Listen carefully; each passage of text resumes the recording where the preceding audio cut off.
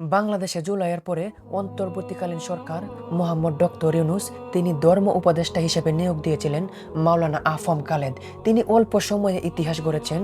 সব উপদেষ্টার নামে দুর্নীতির অভিযোগ শোনা গেলেও ধর্ম উপদেষ্টার নামে এখন পর্যন্ত দুর্নীতির অভিযোগ শোনা যায় নাই। বাংলাদেশে 54 বছর ধরে কত ধর্মমন্ত্রী আসলো গেল, সবাই শুধু কাজের পাশাপাশি দান্দা ফিকির করত। হজ যাত্রীদের কাছ থেকে, উমরা যাত্রীদের কাছ থেকে তারা সিন্ডিকেট করে টাকা লুটপাট করত। তার মধ্যে ব্যতিক্রম ছিলেন মাওলানা আফম খালেদ।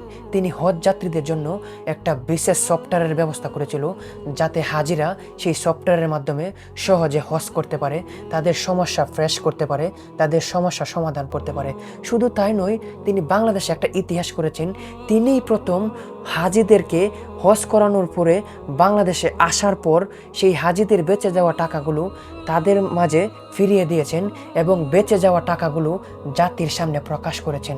তিনি অল্প সময়ে যে ইতিহাসটা গড়েছেন, বাংলাদেশে ইসলাম কায়েম হওয়ার আগ পর্যন্ত তার ইতিহাসটা কেউই ভাঙতে পারবে না। আল্লাহ ওনাকে নেক হায়াত দান করুক। আর মাওলানা আফম খালেদের মতো এমন ধর্মমন্ত্রী আমরা বাংলাদেশে বারবার চাই, উপভোগ করতে চাই, এই আশা কামনা করি।